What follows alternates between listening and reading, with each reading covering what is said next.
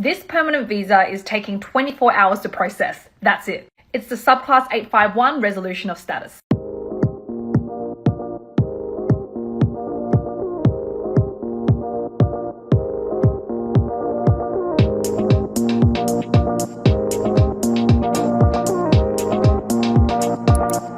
So how do you qualify for this visa? You must hold a temporary protection visa, subclass 785, or a safe haven enterprise visa, subclass 590, and have arrived in Australia before 14th of February 2023.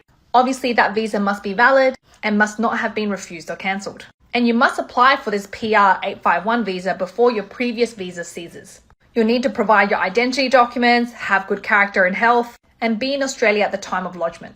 There is also no cost to the visa. So we've been doing a lot of these applications, and surprisingly, the processing time has just been so quick. Literally granted in 24 hours from when we lodged. Apparently, there's going to be an invitation round soon for the 491 visa in New South Wales under Pathway 1. And guess what? They've updated the requirements. So there are two pathways. There's Pathway 1 and Pathway 2, but right now I'm talking about Pathway 1. So to qualify, you must be living in New South Wales. Now, it used to be for the past 12 months, but now they've updated it for the past 6 months. You must be working for a single regional New South Wales-based employer in your nominated occupation.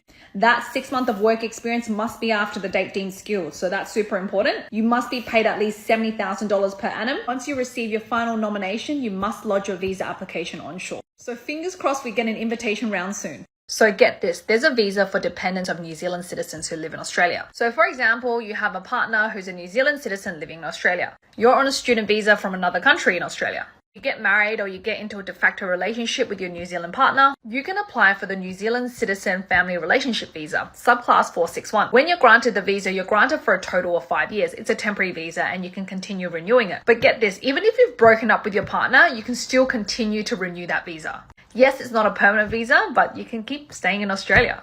What's happening with all the invitation rounds in New South Wales this financial year? I think a lot of people were speculating that there would be an invitation round last Friday, but it didn't happen. I personally do think they have nomination places left, so hopefully they have another invitation round before the end of this financial year. But look, there's some things changing and happening, so let me go through it. What I've been seeing this financial year is that they have been inviting applicants working in healthcare and teaching occupations, both onshore and offshore. They have also been inviting applicants in engineering and IT occupations. However, they're definitely preferring applicants with more work experience in their field. And for the 491 visa, I still think they're going to have a couple of rounds because they did change the requirements for the 491 visa under Pathway 1. To be eligible under Pathway 1 now, you must be living and working for a regional-based New South Wales employer for the past 6 months, making a minimum of $70,000 per annum.